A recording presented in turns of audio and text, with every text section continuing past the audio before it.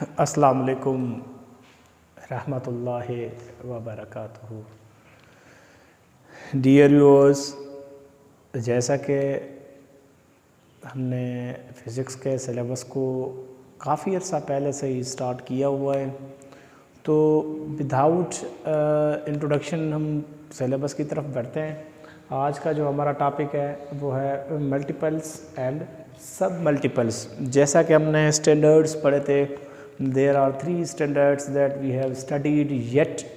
These are standard of length, standard of time and standard of kg or mass. Okay, standard of length हमने पढ़ा था, उसमें standard unit metre लिया था। Standard of time में हमने स्टैंडर्ड यूनिट सेकंड लिया था। स्टैंडर्ड ऑफ मास में हमने जो स्टैंडर्ड यूनिट लिया था वो केजी लिया था। ओके, अब इन स्टैंडर्ड्स के सब मल्टीपल्स और मल्टीपल्स पढ़ेंगे। ओके, तो नंबर 1 पे जो है मल्टीपल्स एंड सब मल्टीपल्स ऑफ मीटर। मीटर के मल्टीपल्स और सब मल्टीपल्स कौन से हैं?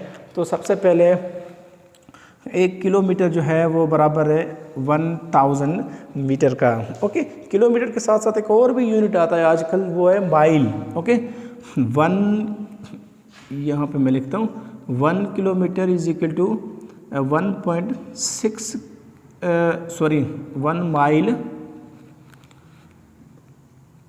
1 mile is equal to 1.6 kilometre. Okay, और अगर इस 1 माइल को डायरेक्ट मीटर में लिखा जाए तो वो बराबर होगा 1600 मीटर के। ओके, ये दोनों चीज़ें आपने अपने जहन में रख देनी है या अपने कॉपी में नोट कर देनी है। तो जो 1 किलोमीटर है वो बराबर है 1000 मीटर का। इसको अगर एक्सपोनेंशियल फॉर्म में लिखा जाए, शॉर्ट फॉर्म में, तो उसको हम लिखेंगे 10⁻³ मीटर के बराबर है। अच्छा, ये जो शॉर्ट फॉर्म है या फिर एक्सपोनेंशियल फॉर्म में हम लिखते हैं, इसको हमने केमिस्ट्री में आके अपने नेक्स्ट चैप्टर में स्टडी करना है कि एक्सपोनेंशियल फॉर्म में कैसे लिखा जाता है। फॉर सपोज कोई बड़ी वैल्यू है, जैसा कि हमने एवोगैड्रोस नंबर पढ़ा था केमिस्ट्री में। एवोगैड्रोस नंबर में जो कांस्टेंट वैल्यू थी वो थी 6.02 × 10⁻23। अभी जो 23 है ना, 23 का मतलब यहाँ पे जीरो है, इतने 23 जीरो आएंगे। तो ये जो वैल्यू है ना, इसको अगर हम कैलकुलेट करेंगे या फिर कहीं प्रॉब्लम में ये वैल्यू लाएंगे तो प्रॉब्लम सॉल्व करना हमारे लिए मुश्किल हो जाता है। तो हम करते क्या है, सिंपली बड़ी वैल्यू को रिड्यूस करके छोटी वैल्यू में लिख लेते हैं, जैसा कि ये एवोगैड्रोस नंबर लिखा हुआ है। या फिर हम फॉर सपोज ये लिख रहे हैं 10,000। ओके, ये 10,000 ये बड़ी वैल्यू है। अगर इसको हम कम करके ऐसे लिखे 10⁻⁴, तो ये क्या हो गया, बड़ी वैल्यू को हमने छोटा करके लिखा। अब किसी भी फार्मूले में हम इस वैल्यू को छोटा करके इस फॉर्म में लिखेंगे तो हमारी जो कैलकुलेशन हो जी वो इजी हो जाएगी। इसलिए जो एक्सपोनेंशियल फॉर्म में हम जब भी लिखते हैं रिड्यूस करके लिखते हैं। Okay, 1 kilometre is equal to 1000 metre के बराबर, इट मीन्स 1000 मीटर। इसको अगर एक्सपोनेंशियल फॉर्म में लिखा जाए तो 1 × 10⁻³ मीटर आ जाएगा। ओके, क्योंकि हमारा जो स्टैंडर्ड यूनिट है लेंथ का मीटर है, हमने सारे जितने भी सब मल्टीपल्स पढ़ेंगे उसको मीटर में उसकी कन्वर्जन लाजिम होनी चाहिए। ओके, उसके बाद है सेंटीमीटर।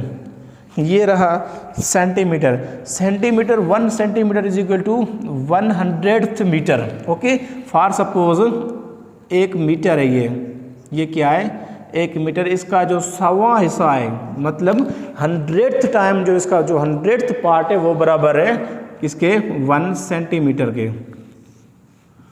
ओके, इसकी मीन 1 सेंटीमीटर जो बराबर है 100th पार्ट के बराबर है। इसको अगर एक्सपोनेंशियल फॉर्म में लिखेंगे क्या हो जाएगा, 10⁻⁻²। जो सेंटीमीटर है मीटर से छोटी वैल्यू है। ये बात अपने जहन में रख लें कि जो माइनस में होगी ना वो छोटी वैल्यू होगी, प्लस में जो होगी वो बड़ी वैल्यू होगी।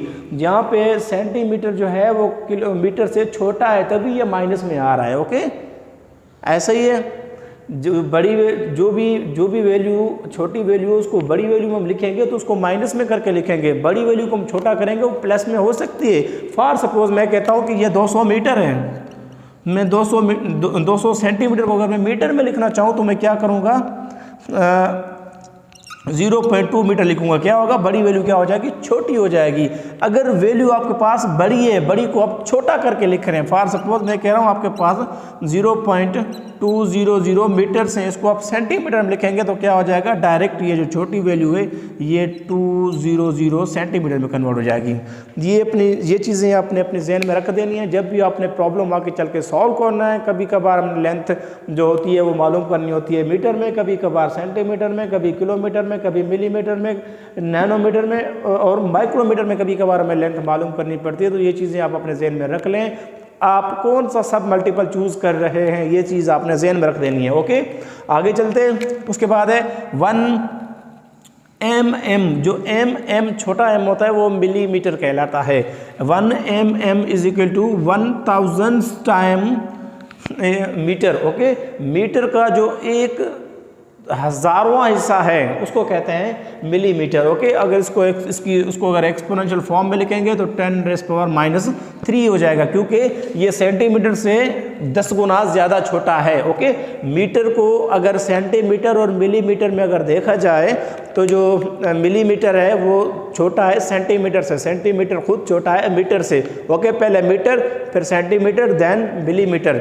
ओके, मिलीमीटर जो है वो 1000 टाइम है, उसको अगर सेंटीमीटर में कन्वर्ट करेंगे तो उसको 10 टाइम रिड्यूस करेंगे, क्या हो जाएगा, एक जीरो ख़त्म कर देंगे, वो 100th बन जाएगा। ओके, अगर 100th में से जीरो कैंसिल कर देंगे तो वो बन जाएगा मीटर।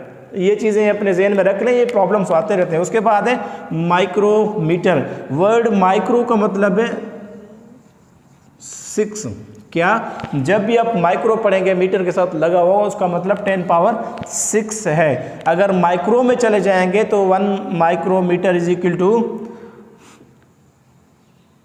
1/1000,006 मीटर। ओके, इसको अगर एक्सपोनेंशियल फॉर्म में लिखा जाए तो वो बनेगा 10⁻⁻6। ये इस तरीके से हम लिखते हैं एक्सपोनेंशियल फॉर्म। 1 माइक्रोमीटर बराबर है 10⁻⁻6 मीटर के। उसके बाद है 1 नैनोमीटर। ओके, ये सब मल्टीपल्स हैं। ओके, जो 1 वर्ड माइक्रो का मतलब है 6 टाइम्स। 1 माइक्रोमीटर जो है वो बराबर होता है 10⁻⁻6 मीटर के। उसके बाद आता है नैनोमीटर। वर्ड नैनो जो है, नैनो मीन 9। ओके, अब यहाँ पे क्या होगा, जो मीटर को 9 टाइम जब रिड्यूस करेंगे, कितना टाइम, 9 टाइम जब हम मीटर को रिड्यूस करेंगे तो वो बन जाएगा 1 नैनोमीटर। ओके, चूंकि ये छोटा यूनिट है इसलिए इसको, और 1 नैनोमीटर जो है वो बराबर है 1000, ये 30, ये 30, ये 30। जब इन 3 0 को हम कंबाइन करेंगे तो कितने बनेंगे, 9। इसको अगर छोटा करके अगर या फिर एक्सपोनेंशियल फॉर्म में हम लिखेंगे तो ये यूँ लिखा जाएगा कि 10⁻⁻9 मीटर। तो 1 नैनोमीटर जो है वो बराबर होता है 10⁻⁻9 मीटर के। ये सब मल्टीपल्स थे मीटर के। अब हम